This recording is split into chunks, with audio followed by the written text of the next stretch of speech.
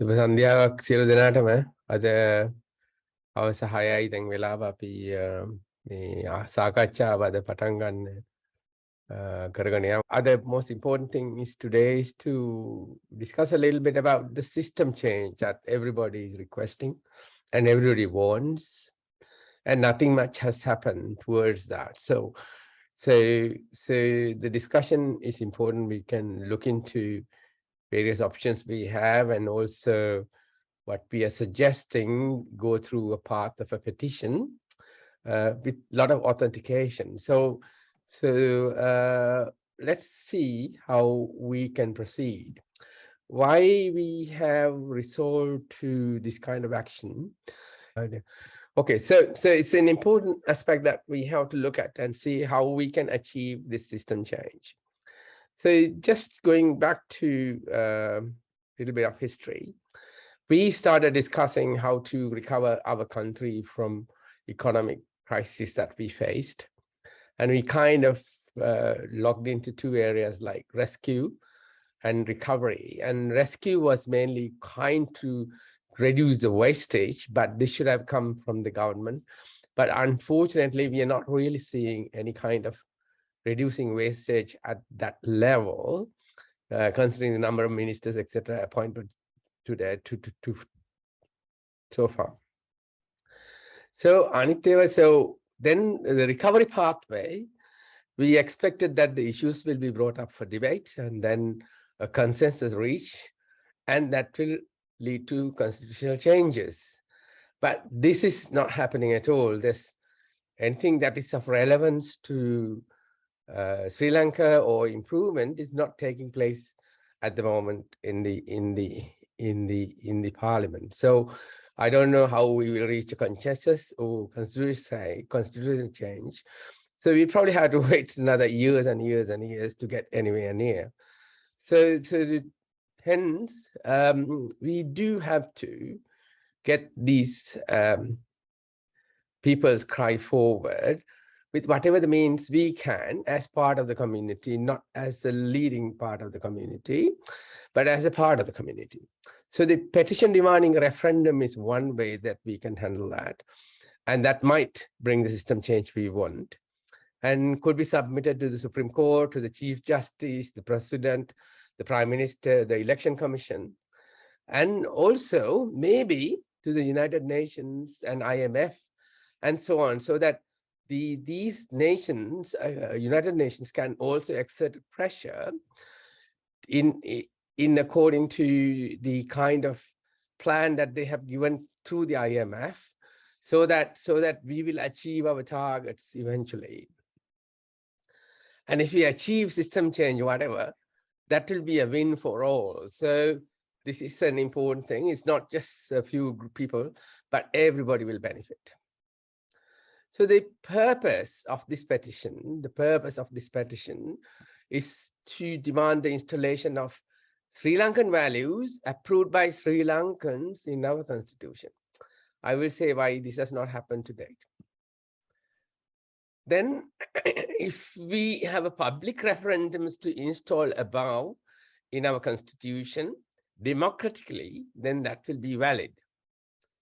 And the constitutional revision is fundamental for Sri Lanka's recovery. You'll also see that when we are discussing why it's important at the moment. So constitution, I have put items in Sinhalese and English and Tamil as well, so that everybody will understand, but I can speak, or you all can speak in any language you want. So why we need a public referendum? So what are our arguments? So if we are going to Supreme Court, we'll have to have some arguments as to why we are seeking this, and or to elsewhere as well. So to do that, I mean, we have put what we can say, but other inputs are important. Now, Sri Lanka has never had a constitution approved by the people. It has always been the members of the parliament. So that's one thing. We have had constitution, it's been revised and revised and revised, but never has reached the referendum or the level of referendum. The current constitution, revised by politicians for the politicians again and again and again, have only removed its checks and balances of good governance. That's quite clear at the moment, although the original intention was to have a good governance model with an independent judiciary, a parliament, and a president. That has not happened. The parliamentary democracy in Sri Lanka is now broken, and this is quite obvious to us. A perfect example is the president. So you can see the person who should have the highest number of votes in the highest position is not the case anymore. So how can we reach a constitutional ratification? Now, there are kind of 4 methods of constitutional ratification. ඒ කියන්නේ constitutional මාරු කරන්න ක්‍රම 4ක් තියෙනවා. පළවෙනි එක තමයි amendments by a simple majority of the parliament. That's එකක්. අනිත් එක තමයි amendments by special majority of the parliament. ඒක තමයි දැන් 2/3 කියලා ගොඩක් වෙලාවට පාවිච්චි කරන්නේ. ඊට පස්සේ amendment by special majority of the parliament and ratified by people's referendum. කොයි වෙලාවක හරි Supreme Court එකකින් කිව්වතින් special majority of the parliament ratified by the people referendum කවදාවත් ඒක එතනින් එහාට යන්නේ නැහැ. මොකක් හරි කළා පාර්ලිමේන්තු එක ඇතුලේ මේක රැටිෆයි වෙනවා මිසක් ඊට ඉස්සරහා ගිහිලා නැහැ මෙතෙක් වෙනකම්. එහෙම නැත්නම් අනිත් 4th method එක inclusion of crucial revisions by people's referendum with a simple majority. So that is more valid than all above. But these are the ones that's normal practice in the world. But this one is more valid. But I say why. One is the first 2 are not valid now in our country. Say amendment by simple majority or special majority really not valid because the members of parliament are not really reflecting what they promised when they came to the parliament by election or what they should be doing to resolve the people's this thing. And also people have shown complete disparity and also unhappiness with the current set of people. So this is quite clear. So we can bring out example to say why this is not quite a valid method. The third method is dubious. Again, තුන්වෙනි method. This is by ratified by people referendum. මොකද the first 2 are dysfunctional. ඒක නිසා parliament එකෙන් referendum එකකට propose කරන දේවල් උනත් ඒ special majority එකක් තියුණත් ඒක සමහර ලාට මේ people's again agree වෙච්ච දෙයක් නෙමෙයි. මෙහෙම කරලා people's ලාට දාන්න පුළුවන් එකක්. එහෙමයි. අනිත් එක තමයි so the only method that the people have now to make their voice heard is to go for a people's referendum. And this is the argument that we can present at the Supreme Court. What is another most important thing is that once installed by a referendum, this is not subject to crooked MPs manipulation. Because again, if you want to change it, that will have to be a referendum too. So the results of whatever, if we install, get the referendum going, can be presented to the United Nations Human Rights Council and the IMF. If we have significant number of signatures, like 1 million, 1 million is a very high figure. But if we have that kind of thing, yes, we can reach at higher level and make an impact as well. And most important thing is that these signatures would have been obtained democratically. I will say why it say that. And being obtained democratically increases its value. And so the petition itself is democratic. And if that's the case, it will have more value. And then you can argue saying this is actually real opinion of the people. So some of the matters we mentioned are already there in our constitution. ඒ කියන්නේ දැන් අපි propose කරන දේවල් වලින් ගොඩක් දේවල් තියෙනවා අපේ constitution එකේ තියෙනවා. But ඒ වුණාට not effective. An effective constitution need an independent judiciary. මේක important නැත්නම් constitution එක install කරන්න බෑ. Independent judiciary එකක් නැත්නම්. හැබැයි there's no need for 200 pages of our constitution. අපේ constitution එකේ pages 230ක් තියෙනවා. එහෙම constitution එකක් අනිත් රටවල වල නැහැ. දැන් USA වල articles 7ක් තියෙනවා. UK වල මොනවත් written constitution එකක් නැහැ. ඒ වුණාට කොහොමද? දැන් last PM party කරා එහෙම කරලා කියලා immoral situation එක නිසා resign වෙන්න. එහෙම නැත්නම් වෙන මොකක්වත් හින්දා නෙමෙයි. Then last chancellor කියන්නේ finance minister appoint කරලා දැන් දවස් 38යි ඒ වුණාට එයාගේ policies හොඳ නැහැ කියලා Oscar sacked from the job just yesterday. So I think may democracy works in this kind of countries even without a written constitution. එහෙම situation එක අපේ තියෙන්න පුළුවන්ද? Now our size of the country has to be taken into account. මේකත් important there. මොකද we talk about governance systems that are applied in many other countries in many other situations. Those may be directly not directly applicable to us. Before thinking of governance system applied in very large countries. Now, in a population, we have 22 million. Okay, if you take United States, they have 390 million. California has 39 million, nearly twice the population we have. They have what? One governor and then elected officials. Texas is 29 million, again one governor. Florida, again one governor. So these such a big states are managed by a governor kind of structure rather than the parliament and a president and a thing and a judiciary. Judiciary is anyway independent, but the parliament and this thing. So you can see how small we are, and we are trying to carry the expenses and everything else of very large country to establish systems that have worked in those places, but may not be in small countries like us. Now, UK, for example, 65 million population, more than twice of our size, and there's no president.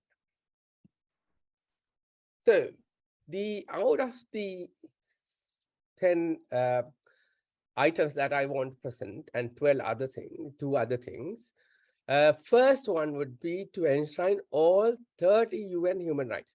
Now, some of these are in our constitution already, but not all 30.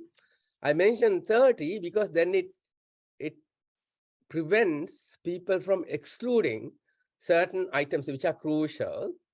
And what we will do is, in the petition, we will ask people to vote, say yes or no, so that finally, if we have more than 50% votes, then we will take that change as a reasonable one and propose in the petition. So the petition will take these people approved proposals to the Supreme Court and to other places that I mentioned.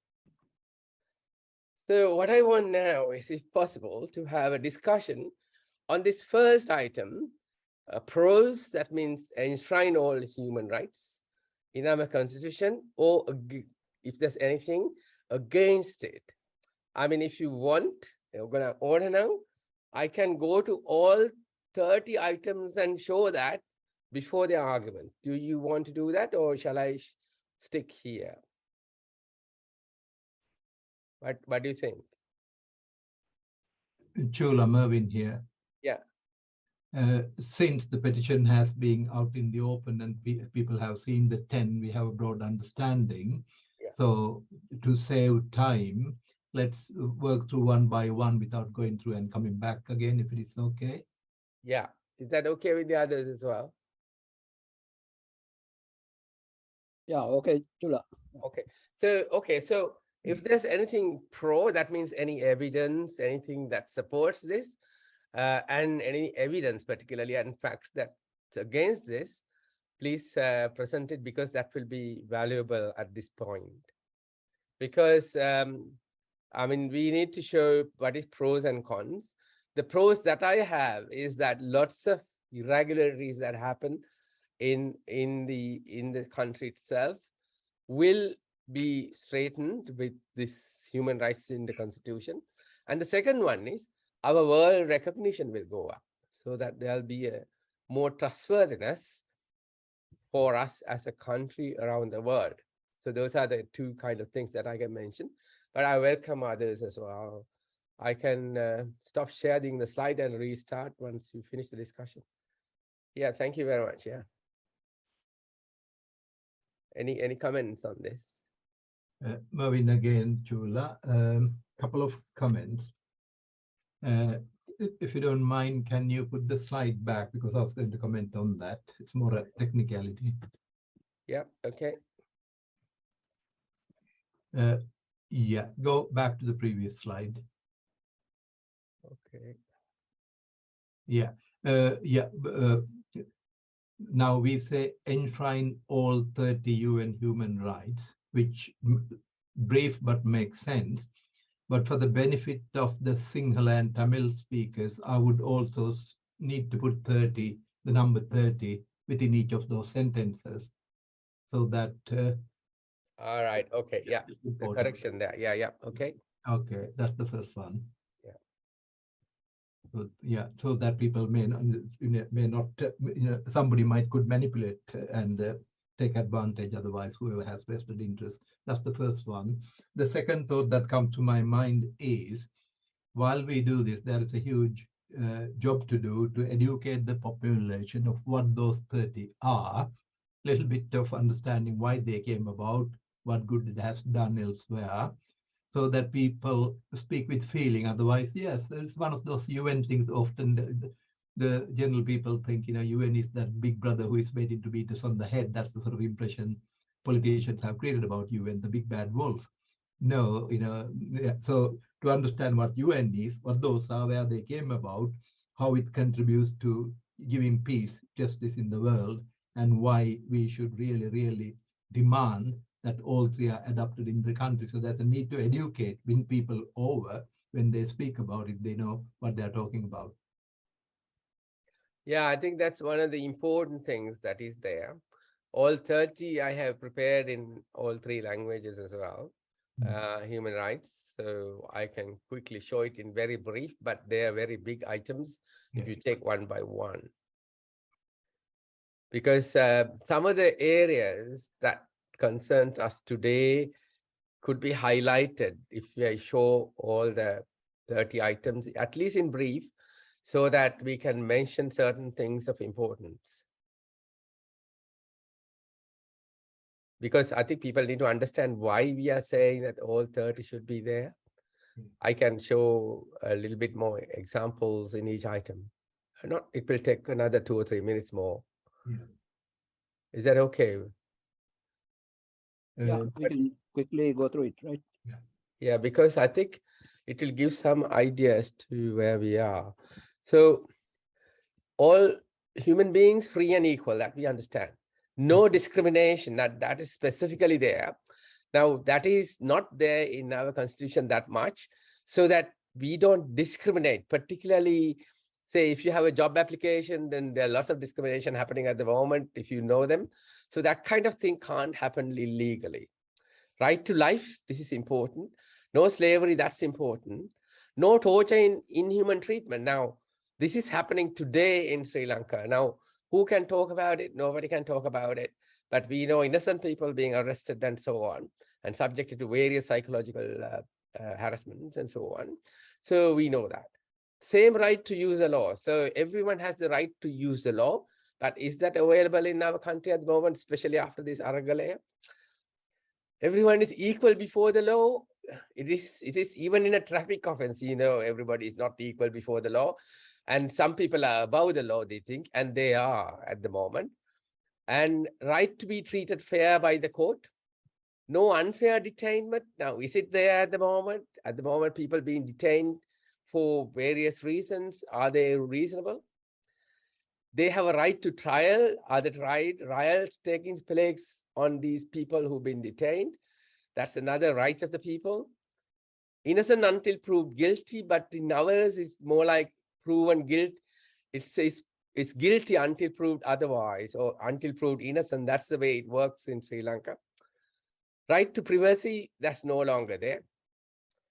And freedom to movement and residence, right to asylums, right to nationality, right to marry and have family, right to own things, freedom of thought and religion. Now, again, freedom of thought and religion is something that is being crucial. People can't even express anything, for example, on their Facebook, and they get arrested.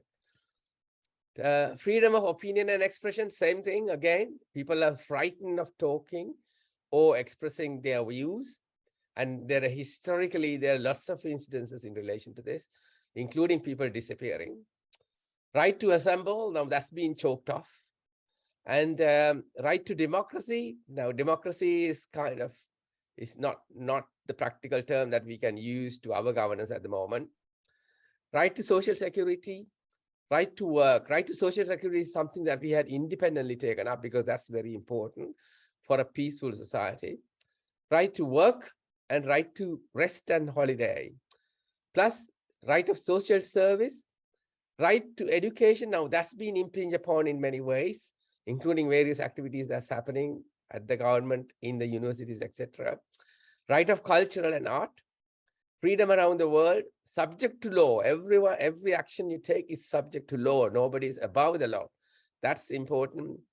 And human rights that people have cannot be taken away. Now, that's one of the issues we have. Certain people's rights are not even thought about. So these are the 30 items, and you can see why it's so relevant.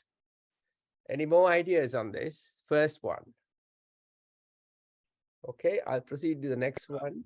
Again, Chula, commenting on that, all these 30 items, no, it's not a single individual rattled off as good ideas. Each of them have taken years to debate, considered by very senior people at international level. And what you just showed us is just the headline summary of something quite big. Correct. So in a way, our people need to be educated, the benefit, the good it can do to the country, to the people. Therefore, each of these threads need to be developed by either using our social media contacts. Education needs to go on in every language for people to understand what we are missing out, why we should insist on that and demand it, so that when they should queue up to sign this petition, rather than shying away because they don't understand, they are frightened. So part of this would be the big efforts, working whoever we can to educate, and people to believe that within their rights and demand it. So as a big piece of work, we need to look at how we are doing that to go hand in hand with the petition, because that is a huge lack in our society. That's the reason why people don't either know. Yeah, I fully agree, and I think it's good if we can get people from the audience or people whom you know who can contribute to this, because this is really open. And just join us, and join means not an organization or anything, just join this particular process and just help us with the education in whatever the way you can. Say, produce a video, produce an English translation, Sinhala translation, Tamil translation, and so on. So any other comments in relation to what Marvin said?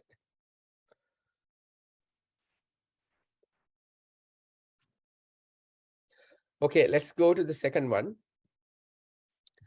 Is accept diversity and eliminate discrimination based on race, gender, religion, or disability.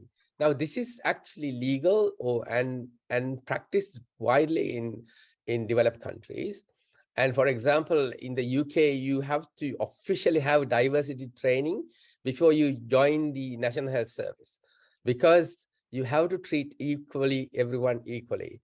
And at the same time, if you say, talk against something, appoint someone with some kind of discrimination, and any statement in relation to this kind of discrimination will actually create investigation. So that is how you accept diversity. So there isn't no point just saying no discrimination, but we have to implement it at all official government levels. That's how it will work.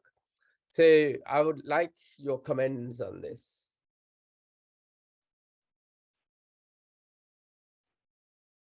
Anybody has got anything to say, pro or against?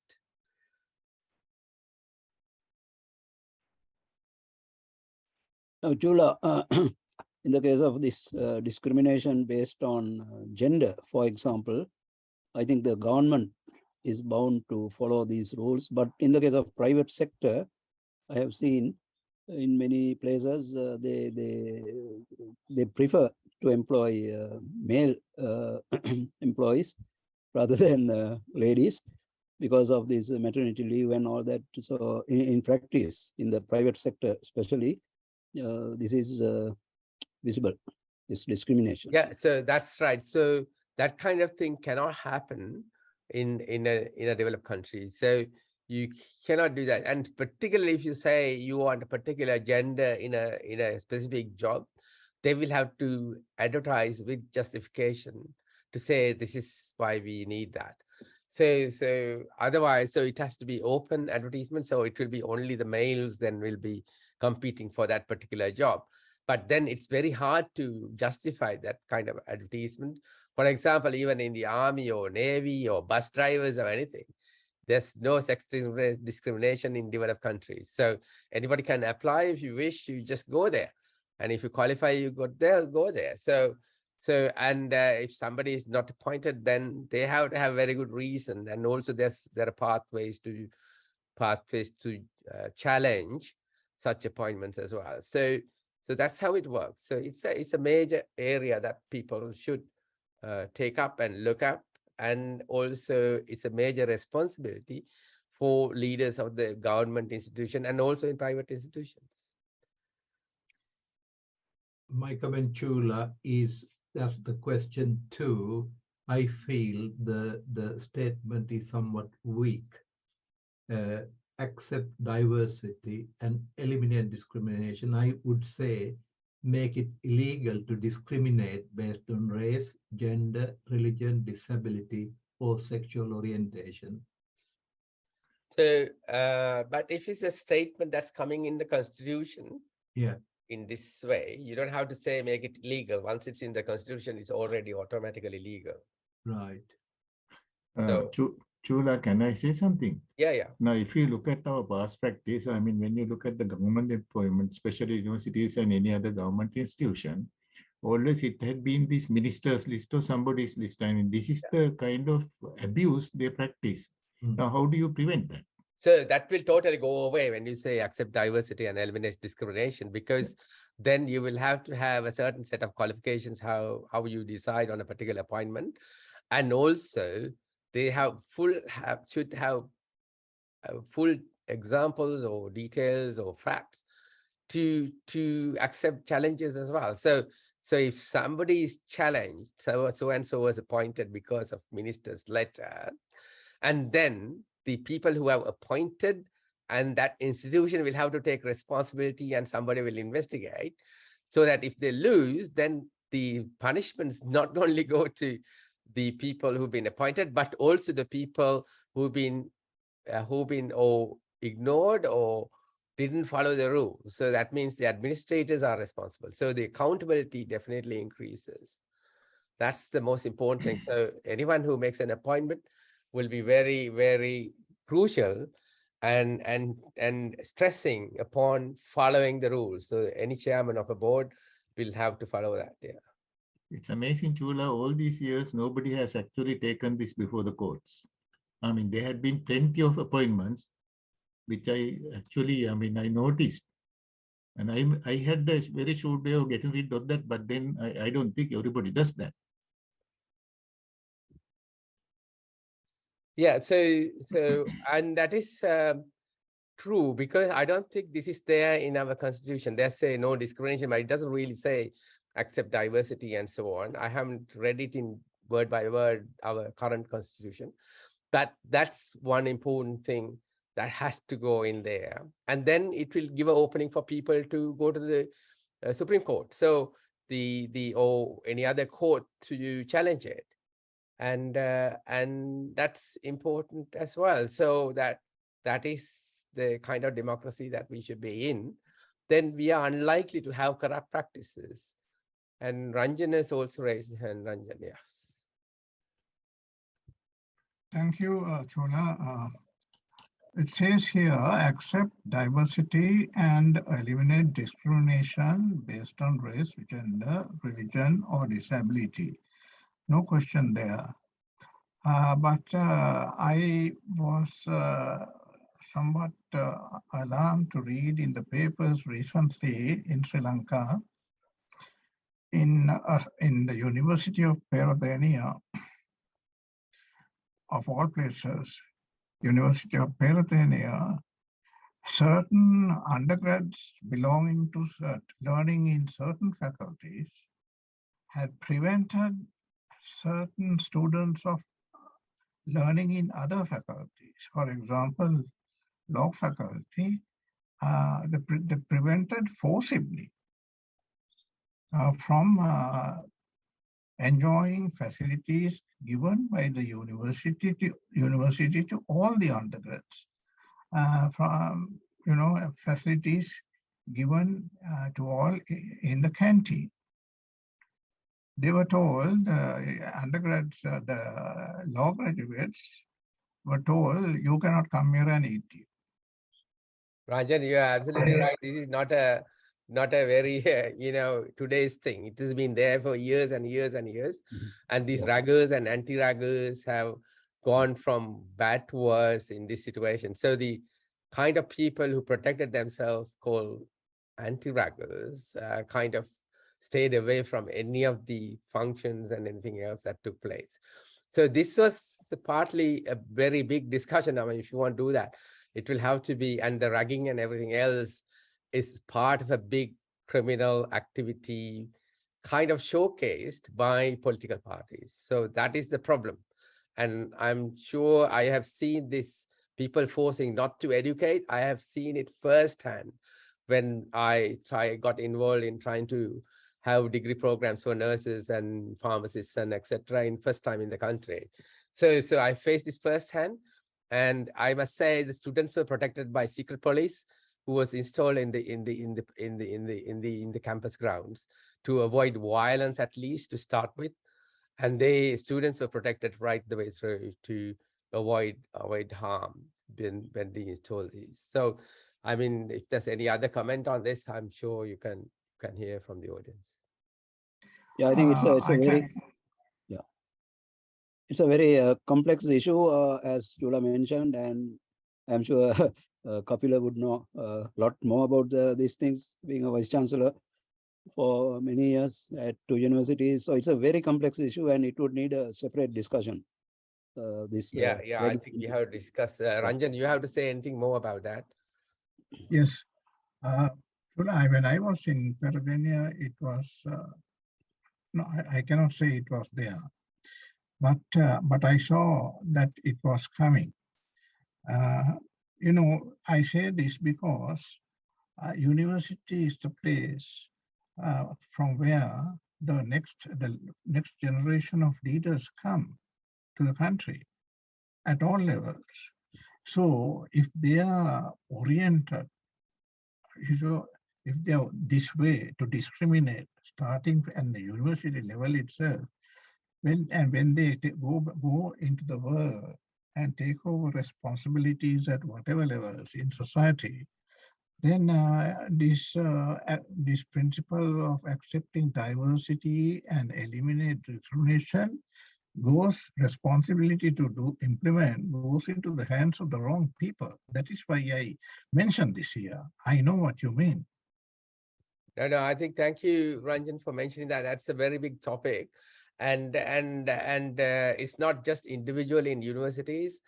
These are actually various long-term planned activities that taking place or forced by certain political aspirational people, or who they are. I don't want to go into details about that. I've seen this over and over again, and I listened to this over and over again, and I have seen and acted also again and again and again. But because of the political forces behind it, it's so difficult to get rid of it, because the people who are acting in this kind of manner are actually paid, so they get it's a job they are doing to some of them. So Okay. I'll stop there for the minute. And anything else on this subject? Chula, can I add something to this? Yeah. I think when we were students, there was ragging, but then it was not this kind of thing. It was completely different in the sense, I mean, everybody enjoyed it. But later on, what happened was, I think the student union, I mean, there were all kinds of political parties represented in the university. And they were all canvassing for student union and all that kind of thing. And there was a certain amount of acceptance of all these. But later on, what happened was, I think after 77, when they banned the student unions and only one student union which supported the government, that is where everything went underground. And all these, as you very correctly said, the political groups got involved and sort of influenced this whole thing. And everything went underground. And I also see there are two other aspects of this. One is that there are certain staff members who support this, certain staff members who oppose this. So there is a problem there, and that is where I see that the staff will have to actively get involved in informing the students and working with the students. What I found during my 6 years was that if you talk to the students, you can actually convince them to accept certain things. I mean, the best example is, I mean, they were painting walls with their whatever the thing they wanted to say, and I had to talk to them and told them what it is doing to the university and how much money is being spent, which could have been spent on their welfare. And that stopped completely. All you had to do was to put up some notice boards so that they can express their grievances. So I think part of the problem is that we don't talk to them. They are not idiots. They are intelligent people. The problem is we don't talk to them. Yeah, that is true. But the things have changed since, I think, because now the group leaders do not want to have any talks between the administrators and the students, general student population. That's one thing. So, and also the prevention of establishment of private universities at various levels. I mean, you've seen what was going on against the establishment of faculty of medicine several times, is also partly because of this kind of forced activation of certain political visions and views.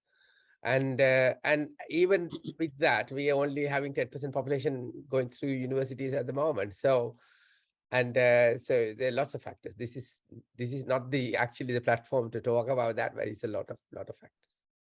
Yeah, I agree with you. I mean, it's a completely separate topic. Okay, so let's go to the third one. And so we discussed the pros and cons. Now, establish independent judiciary and police, and everyone is equal before the law. Now, this is something that must happen, because even today's constitution is not taken fully in charge of, is because of this reason. So we'll have to do that in the constitution itself to say that the judiciary is independent. What do you think about that? Yes or no? Yeah. Definitely, it is a yes. I mean, one of the biggest things, I think the first thing we have to do is to establish law and order so that everybody is equal before the law. What is happening is some people are not.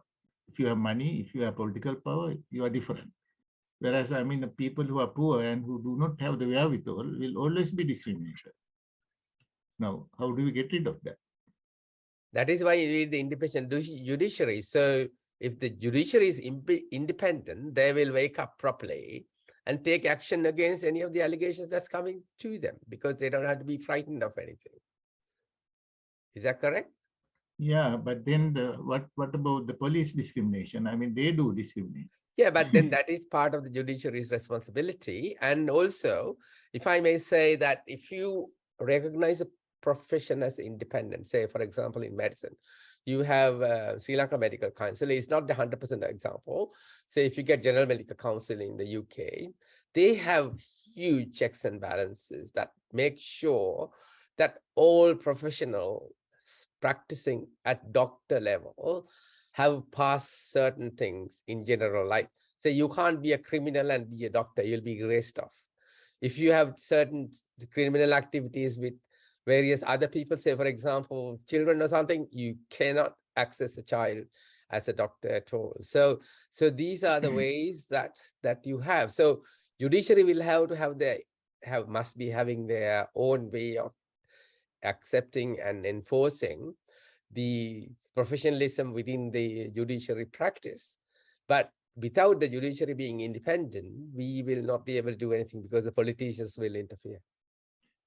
Shala, there is one more thing which I would like to add. Now, when you take the parliament, which is the legislature, I mean, the people who are entering the parliament also should, as you very correctly said, I mean, they should not have any criminal record. They should not have any fraudulent activity. They should not have business interests. Now, where is that? Exactly. Already, I mean, at the moment, the convicted murderers can go to the parliament as MP, have a nice lunch and come back as well. So, I mean, what kind of contribution you get from that kind of MP for general well-being of the country is questionable. But the country's people are paying for it. So this is at the moment is happening, and then there's no criminal charges against any of them at all for whatever the criminal activities they do, and the cases come and go depending on the color of the government. Things change, so things happen. Yeah, that's why I think I agree with Mervyn. I think people need to be educated because this murderer was given the highest majority in that district for whatever the electorate. You see? Yeah, that is why the Manapa system has to go. Hmm. So anyway, so any other comments on this? Now there are 2 points. In the case of this judicial procedures, now we have seen in the recent past several very major corruption cases were dismissed by the court, saying that they were technically incorrect submissions. Okay. Yeah. Then that is the end of the story. Yeah. So why can't the Attorney General make the corrections, whoever responsible, and resubmit it? It's not happening. Yeah, Attorney General is not independent also. That is where the problem is. So that is true, isn't it? If people are individually threatened for whatever the way it happens in Sri Lanka at the moment, then people won't speak out, even if you're authoritarian. And this is not only at this high level of judiciary, even it was true in our own university, in our own faculty. Certain people were not speaking up at all of anything, and then just keep their mouth shut. Say, for example, I'll tell you one example. In the medical faculty in the final year, there was a student fight, and one student stabbed another. What happened? Nothing happened. Nobody was happy to talk about it in the faculty and take disciplinary action, because that particular student, if found guilty, would never have become a doctor. So, but then where is it? It's not happening at all the levels because it's not happening at the top. So that is what we need to do. Yeah, I think, Chula, I agree, just not directly related to the topic or amendment, but just to bring in 2 examples. Earlier on, you pointed out that Sri Lanka, whatever changes we do, should keep in mind the size of the country, our population, what we can afford within our economy, rather than trying to do what the Americans do or the French do, presidential systems. The example being Sarkozy, the French executive president found guilty, was convicted, for 3-year sentence, and 2 years what was suspended, a year he has to spend in jail. Now, the other thing is, just last week, Donald Trump got summoned to a congressional hearing, the almighty American president, and if he refuses, that will be in contempt and he could be jailed. Whereas in Sri Lanka, just last week, Sirisena, fighting tooth and nail, refusing to appear before a court regarding Easter Sunday. So we try to do like the big and the powerful countries, but our systems don't work. Exactly. Ranjan, you have raised your hand as well. Yes, the independent, it's about, there is no 2 words about it. The judiciary has to be independent. There should be no dispute about it at all, doubt about it. What I would like to highlight here is in our early days of self-rule, the judiciary was very, very independent. Yeah. See, but as time went on, we have now come to a stage when the judiciary independence, one wonders whether there is any independence at all. How did this decline happen? You see, our just saying the judiciary must be independent, everybody will agree. But if we do not address the causes that cause the decline, you see, we are just saying it's just utterance only. We will not be able to achieve. One cause for that is actually removing the checks and balances in the constitution, so that the politicians became permanent, basically. Say, like, there's no right to recall a politician whom you have appointed, saying, no good, you got to come back. say we got an unelected president, we have no constitutional way at all for the people to say we like this or not. So these are the kind of constitutional things. If you look at even the constitution that is there now, which I looked at this morning, then it say certain actions, they have just said number so and so, repeal. That means they've been removed for nothing. So but then it's been approved for repealment. It must have come from a constitution, and that's approved by the members of parliament, who are not honest because they work for various other incentives and various support that they are seeking, and then you don't get anywhere. So this is what has happened. So judiciary has become slowly independent because these things have been happening slowly. Judiciary has become dependent because these things have been happening in the constitution. So nobody can take action against them. That's probably Yes, my but can I say, yeah. Chula, these people who are committing all this mischief were elected by us. So it is ultimately us who is answerable, you see, which was brought about very well. Recently there were complaints I saw in the papers. There were complaints by parliamentarians whose houses were burnt recently, as we all know, and they complained that IGP was inactive. IGP came back with a beautiful reply. He said every single OIC of the district in which the MP's house was burned was appointed. That OIC of the police station was appointed at the request of that very politician. You see, so ultimately, so that was a beautiful reply, I thought, from the IGP. So, finally, you can see that the root cause of the problem is finally, we have to take the voters have to take the blame for this. We have to educate as intellectuals, educate the voters on how to vote. Yeah, how to vote is fine, Ranjan, but the weakness is in the Manape system. So now, if you take Manape system, for example, the party leader has to say, okay, a candidate to go through, right? So only the party leader wished candidates will go into the election, not others. So people who are good, critical, and so on will never come up the party. And it's only the same crooks that will go into this election vote. So saying these are the names. So the people who are named are one of the Alibaba and Hori Hataliya to start with, because they are nominated rather than elected at the very beginning. Okay. So now you vote with this Manapa system, and then the Manapa system has also crooked because some people lost the Manapa system. Then the election results release get delayed by various means. But what we overhear is people transfer Manapa from one person to the other.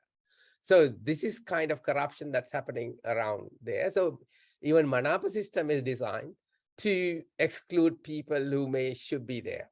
So the whole problem is in the whole selection process is promoting this kind of people to come into the parliament. It's not just voting. So that is the reason. Well, can I add some? Yeah. Actually, part of the problem is poverty. Because there is a large majority of people who are poor, and these fellows just before the election start doling out free handouts, and people don't think twice about it, they just vote for those fellows. So this is where I think I don't know how to educate those people, because they are living day to day, and whatever that is given to them is a bonanza, and that's how they look at it. So how do we get about that? This is like Samurdhi, like this Takaram thing or something, Chimenti or whatever. They just give. So basically it's bribery and corruption. So we don't have bribery and corruption activation properly done. And the judiciary is, because it's not independent or it's not acting independently, you cannot take any action. And after elections, I know the PAFRL has taken various cases to the courts. Nothing happens. So this is the situation. So the whole thing pivots around the not having independent judiciary is one thing. And the second thing is, yeah, I want to just pick up on what Kapila just said. The root cause is the people are poor. I think if we step back and see, there is a vested interest in people running the country to keep the people poor, ignorant, and disempowered.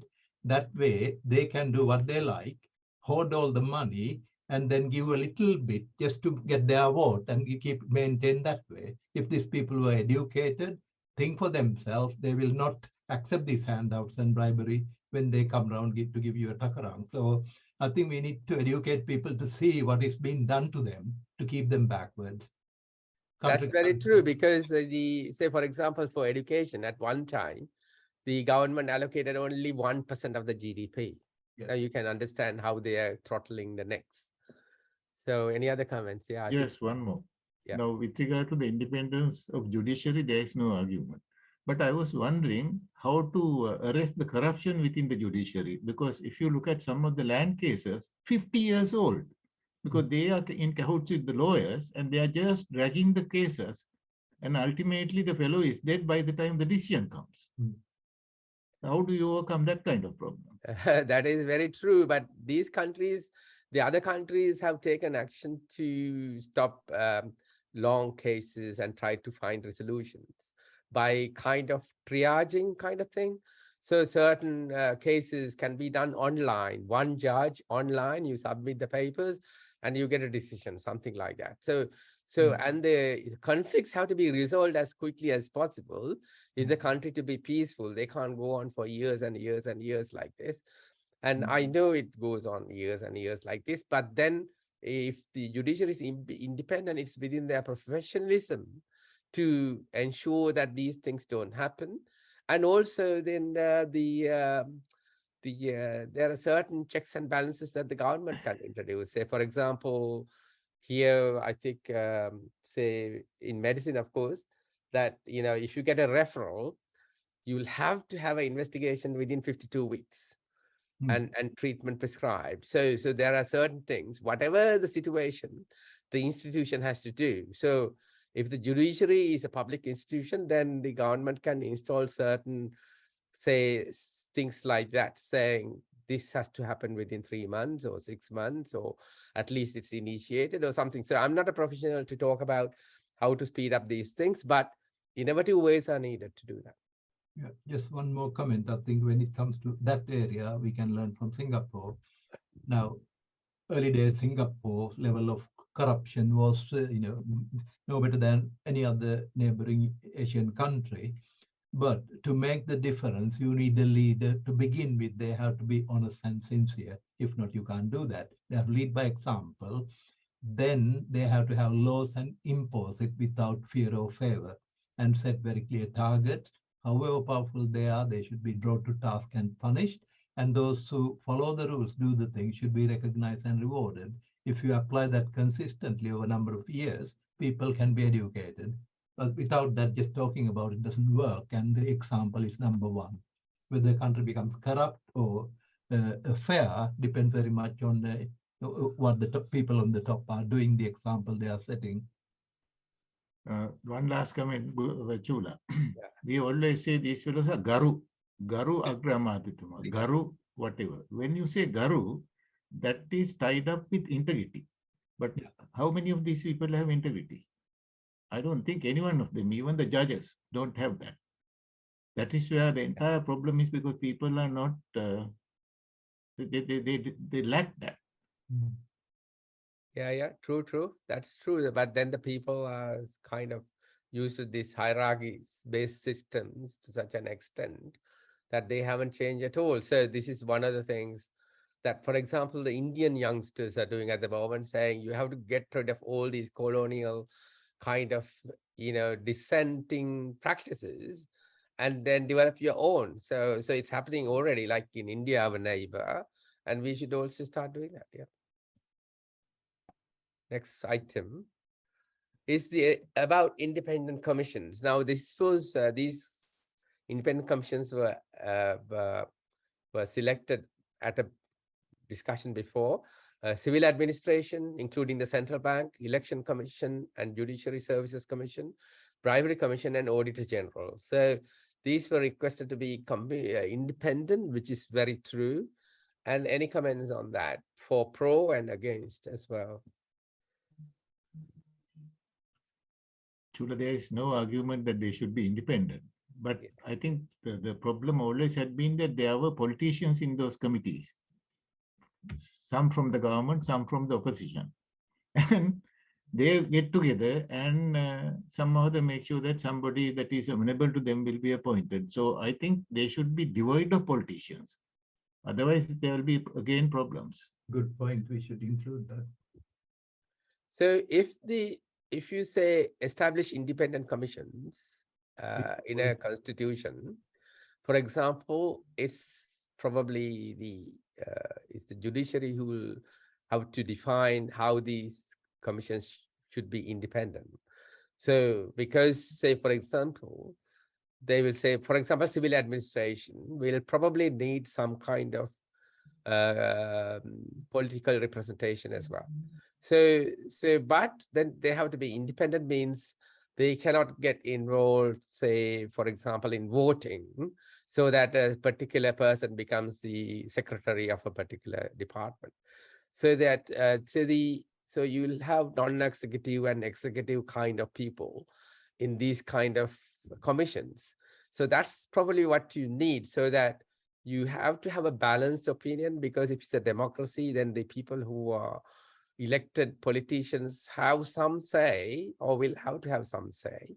So they will have to be in the commission, but they could be non-executive because they actually belong to a particular party. So that can be argued as well. So anyway, it's not us, the judiciary should decide what commissions and how the commission composition should be independent. But the point too lies in UK, there are commissions, politicians are involved, but either through their education, their understanding, they actually serve a purpose. They actually enhance the commissions. Whereas in Sri Lanka, either the wrong people are getting in, or they get in with the wrong motive. They go out of the way to scupper it and undermine the function of the commission. So it is what happens and the type of people and their motives that help or hinder the working of the commission. Yeah, I mean, UK, obviously, there's no constitution to refer to, but culturally, these things are going as independent. And in the recent times, you probably have noted that they have sacked very good people who are at the top of civil administration and have burned their fingers eventually. So that's because people don't expect that kind of activity to happen. So it's basically the population is mature to change their mind and then open and criticize widely things, and even take over people and say, you better resign. So like what happened to the previous prime minister. So that's the way it goes. It's a different culture altogether, isn't it? Okay. The other comment, Chula, if you can roll back the slide to the previous one, again, more technical thing. Like I said at the beginning, both Sinhala and English, we need to put all the different commissions there. Yeah, okay, yes. Can I add one more thing, Chula? Yeah. Now, if you look at the size of a country like ours, I just looked at how many districts we have. We have only 25 districts. Yeah. If you appoint one member of parliament from each 25, you don't have 225. You can minus 200, you can actually have. That is why I showed you the state sizes from the US. Like California has got 39 people and one governor. So and then of course they have their elected people who are governing, but still that is the way it's functioning. So we can reduce the cost, because now if you have the president, then the president costs 2/3 of the budget for his own activities. I mean, how can anybody else do anything? Oh, thanks for the mistake on English. Like this provincial council in Sri Lanka, it's all right for India, because India is 40 times the size of Sri Lanka and has a population of 1 billion and so many different language groups, ethnicities. And we are trying to impose a similar model in Sri Lanka. which is the size of, smaller than Tamil Nadu state. Exactly. So this is the situation. So we have to do what we can do with our ability rather than to kind of go on missions that are maintained by very rich countries because they have so much. India has got 1.4 million population at the moment, and which is we are kind of very minor kind of a town in that kind of assessment. So anyway, so we can go to the next one. Yeah. Okay. So this is something that is important. So all elected positions, including politicians, maximum tenure should be 4 years. This is probably true because the voter base changes quickly and accountable for their actions and subject to an independent public service commission's rules. That means, say, if we get appointed to a public service job, then we have to have certain amount of personnel caliber and non-criminal kind of activity and so on. And this will apply if the public service commission rules will go into politicians as well. And also, for example, take the pension, for example. You go for 5 years and you get a full pension. Now, in the UK, for example, your pension will depend on the number of years you have served. So if you want to get the full pension, you have to do 35 years of service. Now, and whether it's public sector or private sector, it doesn't matter. And that's how in the UK. And also, there's one important caveat. Say, if you look after a child for up to age of 16, then that becomes as a service and that's counted. So if a mother is at home, not doing a job as such, but looking after children, then the child is looking after years for say 15 years or 18 years or whatever is counted as service. So when you calculate the pension, that mother get that 14 years added to the public service. So their pension goes up. So that is the way that people, the government or the state actually recognize the service of the people. So so if you have independent public service commissions control, then most of these rules should also apply to the ministers because they are elected officials just like any other elected official in other institutions in the country. So, and they should, and also ministers, particularly that was mentioned in a previous discussion, should be selected on subject merit with a proven track record with a full declaration of assets, which is probably important to make sure that the ministers don't go willy-nilly. Yeah. Chula, I had a very interesting discussion with a guy who has really well read about political systems, constitutions, and all that kind of thing. What he said was that the role of legislature is just making laws. If they are independent, they only have to make laws, whereas the executive is to execute. In that case, if there is a president, let us assume, I mean, right now we have, he will have to work with the civil administrators, not these ministers. You see, there are secretaries in various ministries, and if you amalgamate some of the ministries into one single this thing, you can actually reduce the number of ministers without any problem. Say, for example, take agriculture. So many ministries. So put them together and just put the secretary in there, who is the chief executive officer. Why do you need a minister? You see? Exactly. And the ministries or ministers should be think of projects that's useful for the people. But unfortunately, over the last decades or 2 decades or 3 decades or whatever, the minister has been simply shunting money from the treasury to their ministry. So depends on the popularity of the minister with the prime minister or the president, you get large chunks of money. And that's how it works. And certain places get nothing at all. Say universities got virtually nothing. It was so hard to get any money to do anything. So, and so that's how it was. Any other comments? Last one, in a part that is now we in the constitution itself, we said no discrimination. So anyone can get elected to the parliament. But shouldn't there be a caveat that anyone who is getting elected to the parliament should know something about law, so they will have to go through that procedure. Otherwise, I mean, how the hell can they make laws if they don't understand? Yeah, Ranjan has got exposure to this. He's raised his hand. I hope he'll give an answer. Let's see.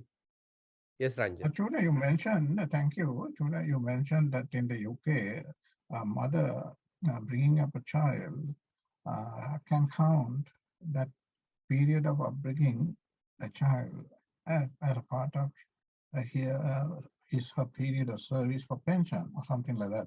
Correct, You correct. know, yeah, now in Sri Lanka, I believe that all these welfare measures that politicians provide should be related to the country's economic capacity. Yeah. Okay? In fact, this was the main reason. The failure in this respect was the main reason for the country to become bankrupt today. See, we lived beyond our means. You know, ironically, it reminds me when I was in school, my English master used to mention this. You imagine how long ago it was. And he used to put it very nicely in the following words: champagne living with toddy income. This champagne living with toddy income grew and grew and grew until we reached a point when the country became bankrupt. Thank you. Very true what you're saying. But the question is, say, I was thinking about this as well.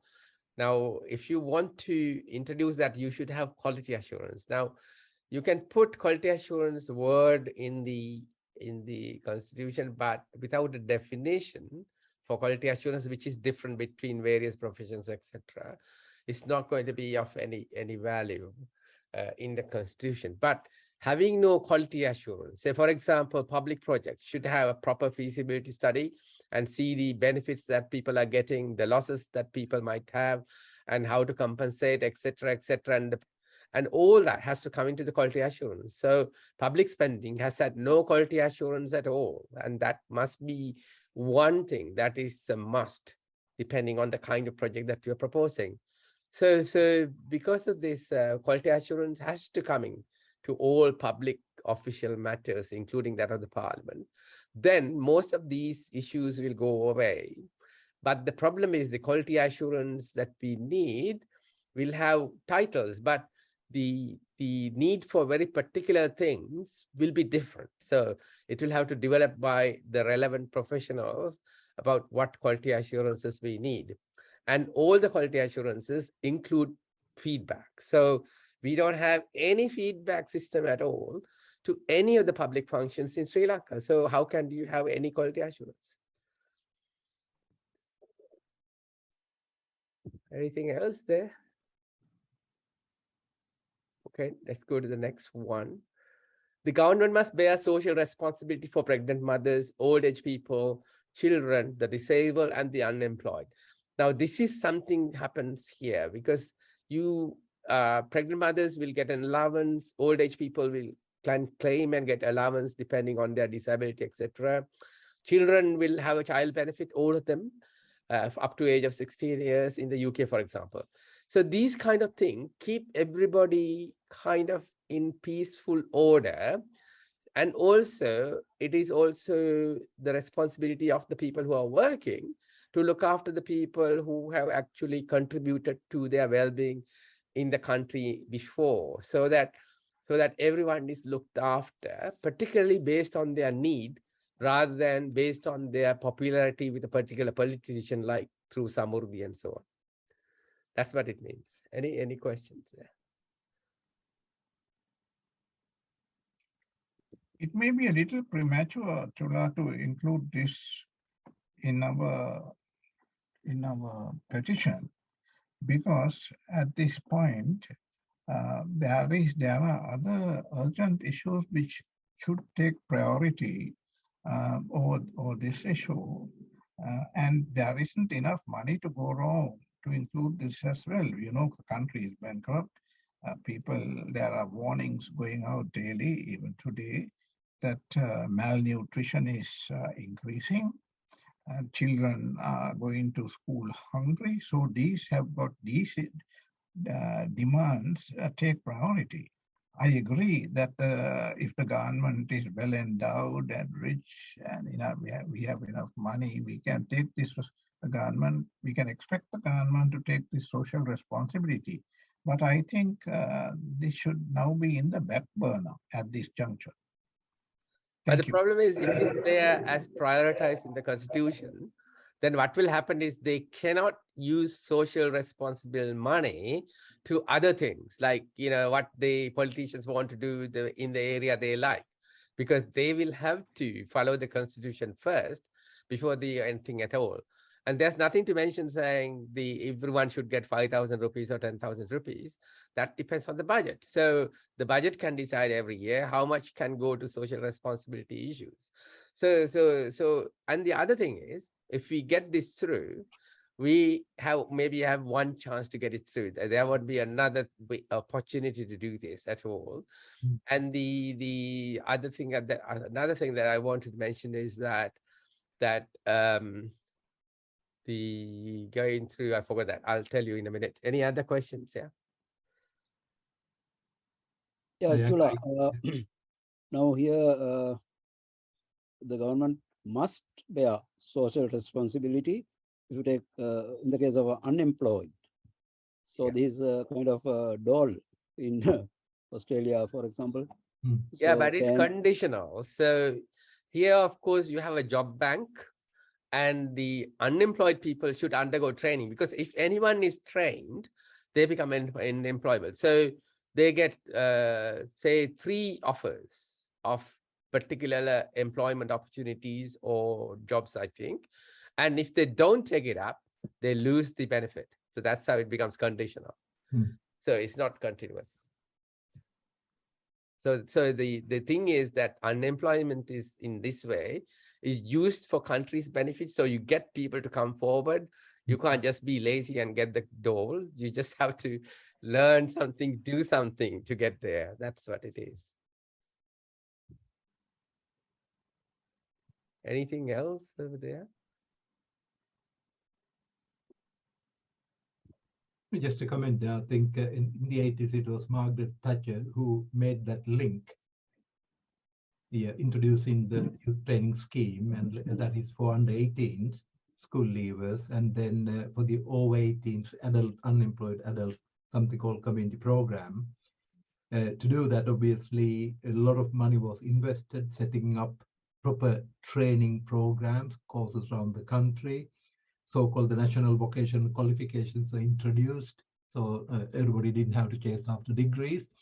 And yes, they would get their dole money then if it's appropriate for the age, provided they actively took part in training and showed that they are looking for employment to be productive. As Chula says, those that could not do that because of ill health or disability, they were looked at and treated, with kindness. But those who refused because they were lazy or not really interested, then they were losing the benefits. So in a way, that was managed very carefully to educate the people, bring that discipline in, and also to skill people up for the future jobs. Yeah, so it's basically, being productive or promote to be productive. That's what is happening through this. And also it's very important that people who can't work, people who are disabled, don't engage in other activities to get some money or something, because they're looked after by the state. So they don't have to go in rampage and buildings and damage property and get involved in protests in the front line and so on. So they will not get used up as well. So it works both ways to keep social harmony. So that's one of the important things about social responsibility. Right. Okay, let's go forward. Then this one has to go in. This is ensure zero tolerance for bribery and corruption, including punishment and recovery of stolen public assets. So when you say zero tolerance for bribery and corruption, now corruption is a huge topic. They're just not money only, just not giving bribery, but there's a lot other things that will come into corruption. So that is why the judiciary will have to define what corruption means in the constitution when it comes to it. But if there's zero tolerance, then the things like appointing according to minister's letter, giving school places by the principals to the children they want for money and whatever, all that will stop. And that will actually give quite a lot of peaceful mind or peaceful status in the country. because there's no bias, basically. Anything to say on that? Look, can we have this zero tolerance to the other one also, religion and race and all that kind of thing? I mean, there should not be any Yeah, tolerance. so when you say zero tolerance for this and accept diversity on the other, it's actually zero tolerance. That's how it comes. But for the corruption, it has to be zero tolerance means, however minor it is, it has to be taken action about. Say, for example, just given 50 cents somewhere, then people will take it to height. and people who did, millions and millions escape.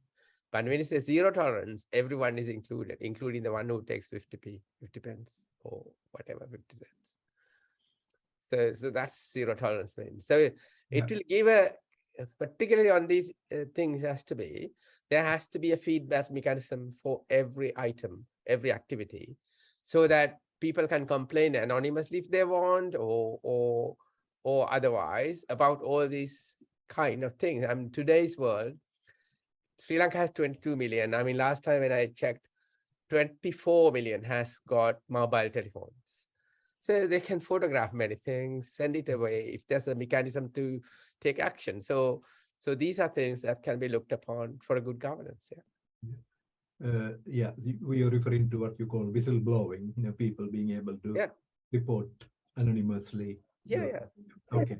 My comment, Chula, is same as previous ones. In single and Tamil, we need to put the full sentence so people know. I'll do the corrections. Yeah, please.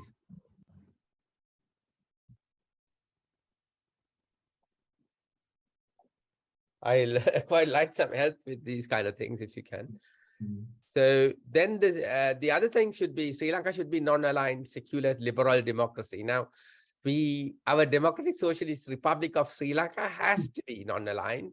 And at that time, we were dealing and going along with this non-aligned path, but it never lasted very long. So as you know, we are aligned to one way or the other because of the loans, because of the commissions, because of various other incentives the politicians are getting. So therefore, our democratic principles have virtually gone to nothing. So that is why you need this kind of rule in the constitution. I think it's there to some extent. I haven't read it fully, but it has to be there. So anything we go from there. And the other one, this is one of the important things. Ranjan, yes. Sri Lanka should be non-aligned. In 1976, we headed the non-aligned conference of some 76 nations, and it was a grand success. Now today, many people think we are aligned, and there is reason to believe it too. You see, where are we going? Our graph is going down, down, and down. We are trying to get back to positions we were holding with great happiness and pride. Thank you. Yeah, true. I mean, this is important, but being non-aligned is not the reason to go down, I think. So there's no association, I don't know. But that's something that can come into debate. Then we were talking about the reactivate people's right to recall elected representatives initiated with a 20% voter base for a by-election. Now, these are kind of things that has to be there so that people can take action if they don't like a particular person. So people might ask why 20% voter base. I mean, the question is sometimes in UK, I think you need only 10,000 signatures to initiate a discussion in the parliament. So it's very low number, but here it's high because we don't want this to become a corrupt activity as well, which can happen. You might reactivate people's right means through corrupt means to have 10% of the vote and threaten a person who is doing the right thing. So that can happen as well. So this is why it's a 20% voter base. Chula, why do you say reactivate? Did we have it before? Yeah, I mean, that has come up with, I think it's the 1948 Constitution. When it came down, it was there. But these things have been removed. It's not there anymore. And I got something written up by a lawyer as well, who's sent me a copy of it, what she has written down about this right to recall. I can ask her to expand on it as well, and then was an idea. Can we see the singular version of the wording again? Yeah.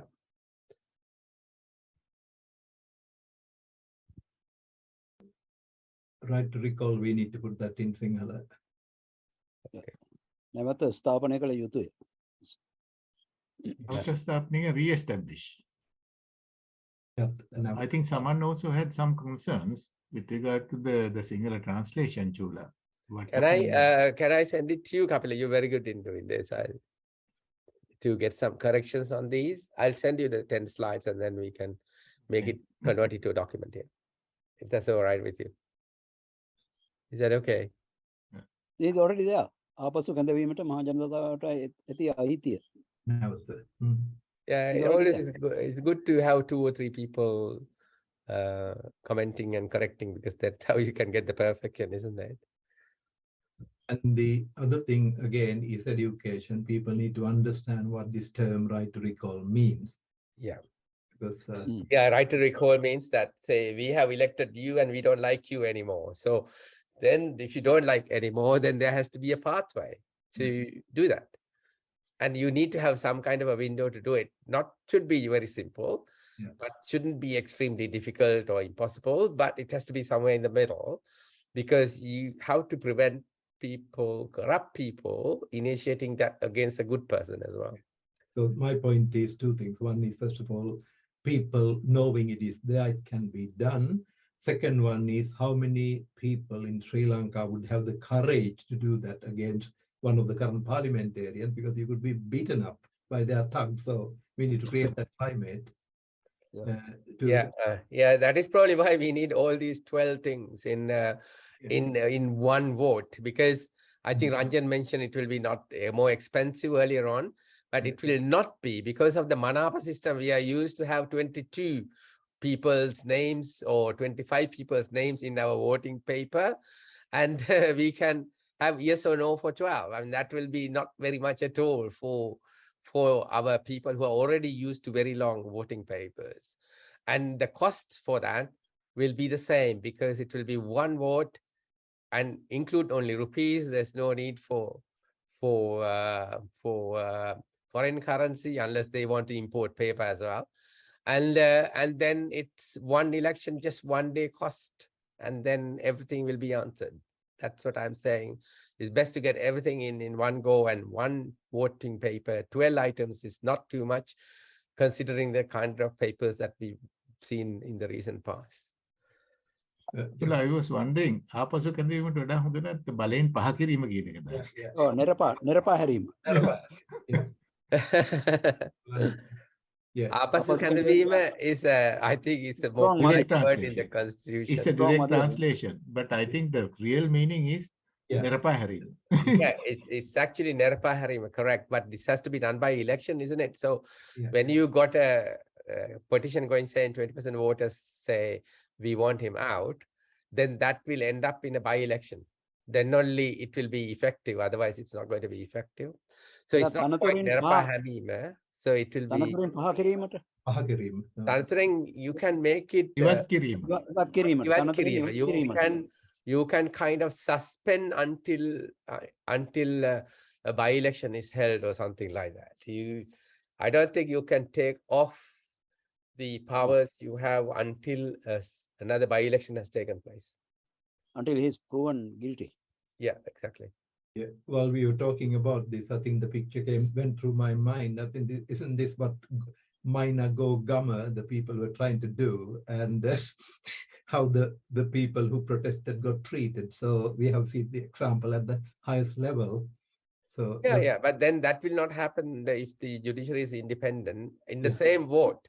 So in one vote, you have yes or no. One day, situation is sorted, so people can react because it's already now done. So that's what I think. Once you get it in one vote, yes or no, as soon as the results come out, everything should be active. That's what the judiciary will say. Everything is not now active from today. So then we have got more difficult things into the same same vote and establish, and then we can go to sleep because the country will self-correct and recover. So that's what I'm thinking. That's why I'm working so hard. If we do this and then It won't self-correct, Chula. I think a lot of work has to go into educate and, repair the broken systems, put in systems that work. At least we got the blueprint to work on. yeah, true. But then the people will start working on them. So because now you got an opening to start working on them. And if you say, I always say this, that good professions don't emerge just because there's a good person.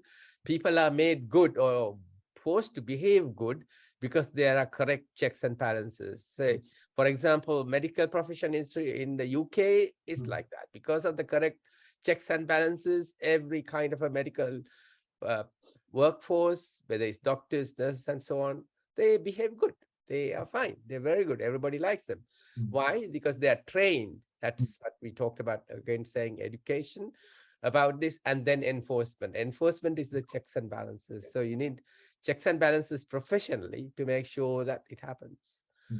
So anyway, okay. So then the reactivate people's right to recall and establish common Sri Lankan identity. Now, this is very important because we should be able to say, oh, I'm Sri Lankan. It doesn't matter what your origin was in relation to your religion or your race or whatever. And everyone should be, so we should be proud to say we are Sri Lankans, and then with equal rights. I mean, so for example, it's nonsense. Now people are talking about Indian Tamils. I mean, what are they? There's no such an Indian Tamil. Every one of them born here, and they are Sri Lankans. So how can you have such a community like that? I mean, it's crazy. So anyway, so any comments on that? I have 2 comments. Chula, if you just go back to the last page. Yeah. Yeah, still in my mind, the Sri Lankan identity is fine, but Anyanyatave, I think that's like uniqueness. I don't think that's the correct translation for identity. Okay, Kapila, I need your help on this one as well. Okay. Yeah. Yeah. I'll get other professional Sinhalese people, Sinhalese. Okay. Yeah. The I- other thing that works in my mind is putting this as number 10 feels a little bit disjointed, out in a limb. This should be next to the non-discrimination. We establish identity. The next one we to say, because of that, discrimination on A, B, C, or D should be totally legal. So that should go fairly at the So it has to be item 3. That's what you're saying. Yeah. I feel that, yeah, that should be Okay. close. Okay.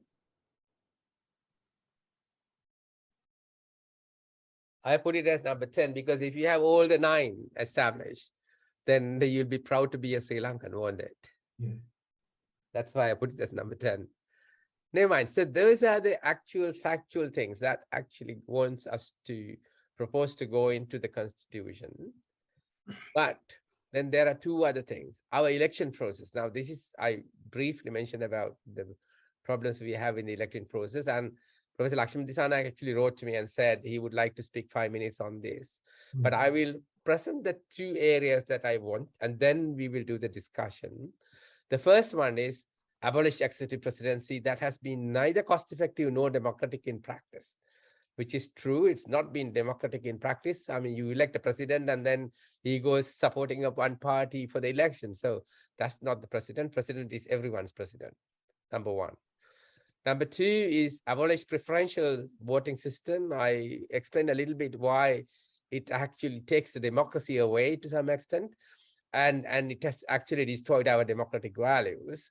So it has to come off as well. So if you are elected by a group in the, say, Hambantota district, then Hambantota district people will elect them. And if you want to survive, you better be there and do some work. At the moment, they get elected and they all live in Colombo. So that's how it should be. So, and I must say that there's some positive things in the environment, which I wanted to show. So about maligned Malape was mentioned in an Island editorial just this week. If you want to look at that, and this says, now President Ranil Wickremesinghe has, in recent discussion with a group of professionals, stressed the need for electoral reforms and frowned on the preferential voting system. Now, that is a good thing to come from the president, but at the same time, the president cannot be believed because he's done exactly the opposite to what he normally says. So we don't know, but anyway, it is there. Then the second one is a very important one. This is one of the Chief Justices saying that Sri Lanka must transform Supreme Court judge. So there's an opportunity for a proposal like us to get heard. So rather than get rejected, although constitutionally in Sri Lanka, the pathway that we are following is not written in the constitution. So there is a chance that we might succeed. So what he says is that this is the mention that is done at a time when Sri Lanka is facing such devastating consequences of an unprecedented economic disaster, in the immediate aftermath of having succumbed to and thereafter risen from the global pandemic. Indeed, we as concerned professionals and as leaders of our respective organizations are concerned about how we should transform, he told a gathering on Wednesday. So they are focusing on this. So here we go. From the justices also, there is an opening, I think, but see, we should be able to do something about that. And I think so there is a comment that has come through saying, I think there is a need to make all political parties represent all Sri Lankans and not selected communal groups. As such, no political party should be based on separatist ideologies or such naming of parties. Now that actually comes with the discrimination. So no political party will get accepted if they are saying, I am only for this particular group of people, or I am particularly for that group of people. So that kind of agenda names probably accepted, but the activity or agenda may not be. So that's up to the judiciary to decide, I think, on that. So I don't know. I mean, legal people should be able to say something about that. So, okay, Lakshman, it's you. I'm going to take this down now. Stop there. And, sorry. Can you go back to the previous two slides again about nitpicking about the wording? About that's good. Yeah, that's fine. Just a second. And, just give me a second. Yeah. Okay. I'll just, because if you are putting this in front of people, there we go. Yeah, go back a bit, please. Back a bit. I think one more. The first one. Yeah. Again, if you look at the abolish executive president, that has been neither cost effective nor democratic. In fact, that needs to be added. Okay. Yeah, you need to spell out very clearly in Sinhala why it should be abolished. Same in Tamil. Yeah. Otherwise, they only get half the story. And let's look at slide B. Okay. Yeah, voting system that has destroyed our democratic value should be added. Again, yeah. Okay, yeah. Okay. Yeah. So people know why they want that in Tamil as well. Yeah. So that's good. So it's good to get everything properly done. Yeah. Thank you, Marvin, for picking on these things, because we can make an improvement there.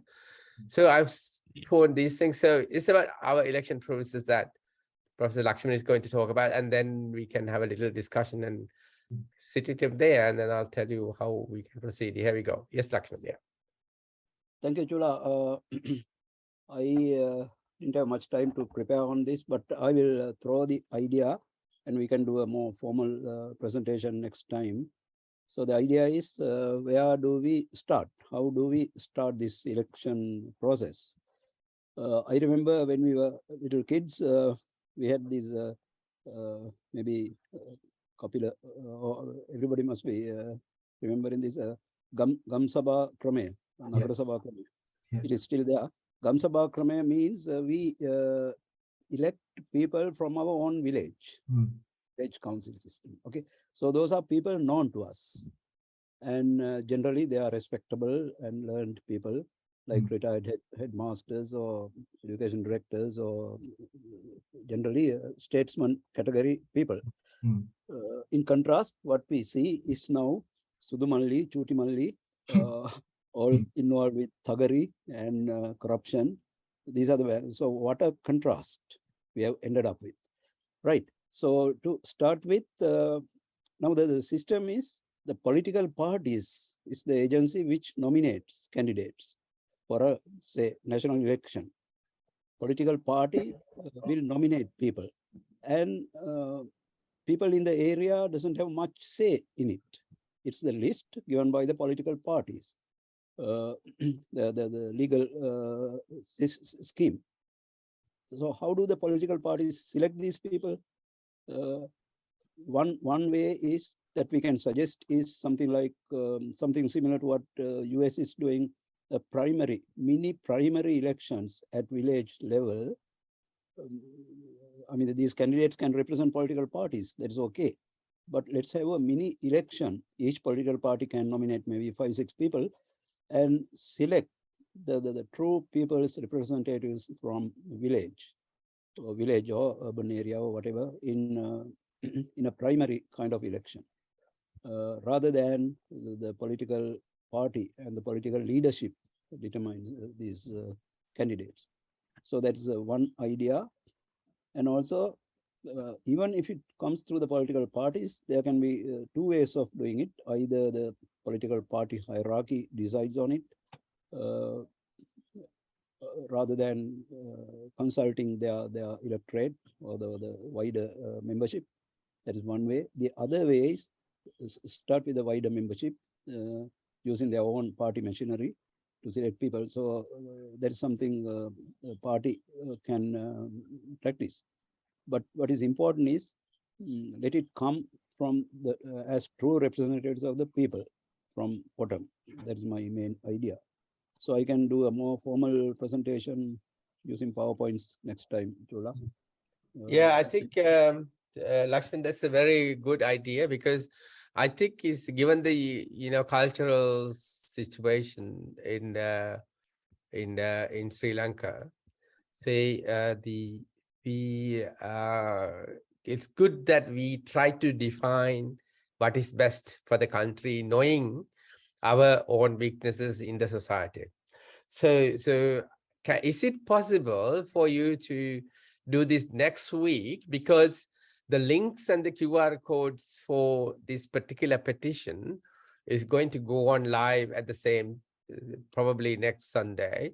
So we will then be able to give all the details about the codes, etc., and the links and so on, because we have some issues with my website at the moment, because there's been a security issue, and then now you cannot see the other videos and etc. that we have lumped in. So we have to put some security measures before we start working. So we have a member who is actively working very hard on trying to get the security sorted out on our system. So once that is done, we should be able to launch it next week. So if your idea about our new political system, just the basic things about what to avoid, at least in our new political system, will be a good idea, because that will get people thinking and arguing and talking. So we'll be able to develop a final document, say maybe in 1, 2, or 3 rounds, so that people can talk about it. It will be available if somebody wants to take it up at a later date. So that's a very good idea. What do you think? What's the other things about that? Can I say something? As a kid, I mean, I still remember this Gansabakrame which Lakshman described. It is not the political party. I mean, it came within the village itself. I mean, there will be various party affiliations, and they contest, not the party nominating them. Exactly. They contest, and those people are not paid anything. They were just representatives of the people, and they actually linked up with the DRO system. Yes. So it is the district revenue officer which sort of attended to those. So they will bring the problems to the DRO, and DRO will attend to it. So it was a quite effective system.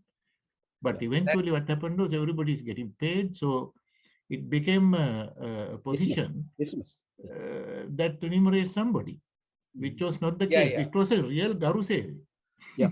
So the nomination from the top should not happen at the very beginning. That I also agree very well. So the nomination should come from the people, and they can have their political affiliations. That is different. So you can have mini elections to have their candidate. I think that's a good way to see who the candidates will actually be. So That's a good idea. Now, in the case of US primaries, they have party nominated candidates and also ordinary people Independent. contesting together. Yeah. Yeah, the US system, as Ranjan also mentioned at some time ago, just because you got, say, highest number of votes, you don't become the president. So it has happened, I think last time or the time before, the actual president did not have the highest number of votes. The reason is that to avoid bias by state, they have a voting system. I think you give a particular number of proportion for the president. So this is how that one person cannot influence. Say for example, on Sri Lanka, for example, say you can't just influence the north and then change the system based on that, because the president who is electing purely based on the votes from the north or from the south will not be the president because it's not proportional. That's the kind of thing that will apply. But I think we are too small a country to apply that kind of model. But that's there. So, but the best way to do in Sri Lanka is to get the people in the village to decide who their MP is going to be, or at least say these people should be our people who are going for it. So that way, there was one example in the very last election we had. I saw it in the newspaper, I think. After the elections, people have been, I think journalists have been interviewing voters. Why did you elect this person versus that person? So voters have said, okay, two persons are A and B. One is a retired education director. The other person is Tuti Ayya from that area. So they have elected Tuti Ayya. So the reason given was, when we get caught by theft or something, Tuti Ayya will go to the police and save us. But the director, sir, will not even listen to our. So that is how petty is how weak, how low is the political literacy of our people. That is number. Yeah, but one. things like, for example, criminal records, for example, can be installed in this at that level, isn't it? So because say they have to have a certain, say even criminal records in the UK, for example, there are certain levels. There are superficial level, there's a deep level, and so on. So that people who are going for general things like want to be MP, then you don't have a deep criminal exploration. You'll have a superficial kind of expression to make sure he's not a murderer, he's not a thief, and so on. So things like that. So you can have some kind of a vetting system so that the candidates are vetted before they actually do go enter this mini election, which will be a good thing to do because it will not be party backed. We meet again next week on the same topic and listen to Professor Lakshman Dissanayaka's presentation first. And then hopefully we will be launching the links and so on. So thank you for contributions. If you have anything, suggestions and so on, please send it by email to us if you see this. We are always welcome all comments. It doesn't have to be anyone known to us. So you can copy the video to anybody you think who might help us, and then please get their feedback and so on. So which is so important. So we are doing it as democratic as possible. So good evening and thank you so much.